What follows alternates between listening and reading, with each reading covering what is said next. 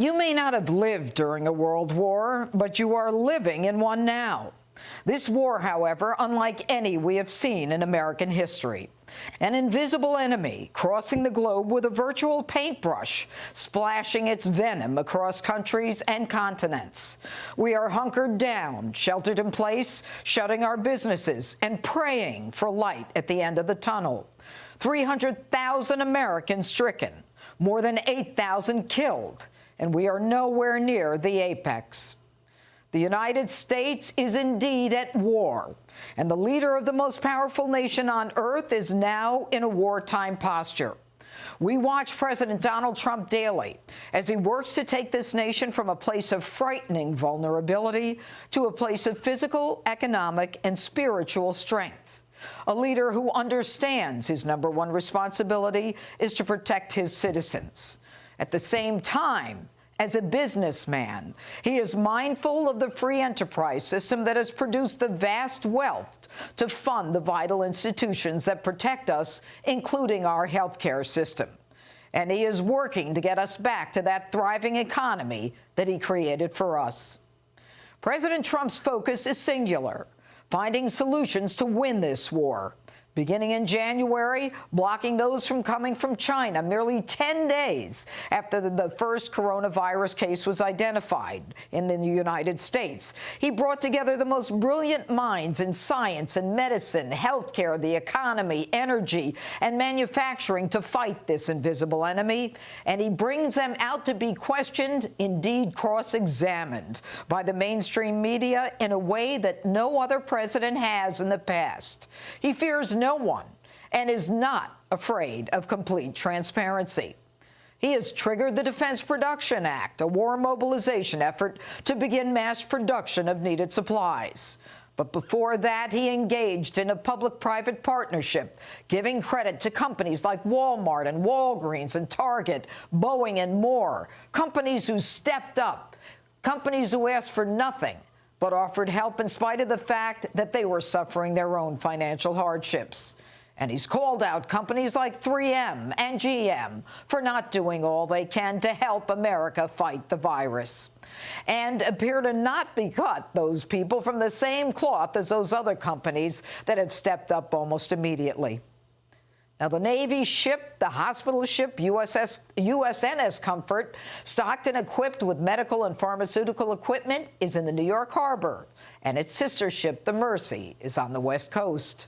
The left and mainstream media said he couldn't and wouldn't be able to deliver as promised, but in typical Trump fashion, he delivered ahead of schedule. Thank God, at this moment in America's history, we have a businessman as a president of the United States. As leader, President Trump doesn't listen to the lieutenants who are moaning and whining and making outrageous claims as they sit and pontificate about what should be done for them, about what they need, which in some cases they already have. President Trump is more than capable and would be more than justified to counterpunch based on some of those ridiculous claims that he could easily rebut. But as the president fiddles, people are dying. Nancy, the only person fiddling is you, as you delay the passage of a much-needed bill so you can get in your pet projects. But as a wartime president, President Trump has neither the time nor the inclination to engage with you. He is in full-throttle wartime mode as a general, exquisitely focused on keeping all of us safe and healthy. Now, the president has talked about how he's gotten to like one of his biggest critics, New York City Mayor Bill de Blasio. He is being complimented by California Governor Gavin Newsom. He even complimented congressional Democrats for pulling together on the latest $2.2 trillion stimulus bill, choosing not to comment on the absurd effort to include the Green New Deal, abortion funding, and millions for the Kennedy Center. The president has been beyond gracious even to Chinese President Xi Jinping, whom he says he's working with to fight the virus. Many believe this virus, whatever you choose to call it, stems from the wet markets in Wuhan, China, where animals like wombats and pigs and other wild animals lie next to each other in open markets. a virtual petri dish where disease can jump from animals to humans. And even Dr. Anthony Fauci, in response to whether or not wet markets should exist, said this. I think they should shut down those things right away. I mean, it boggles my mind how when we have so many diseases that emanate out of that unusual human-animal interface that we don't just shut it down. I don't know what else has to happen. When this is over, one thing has to be clear.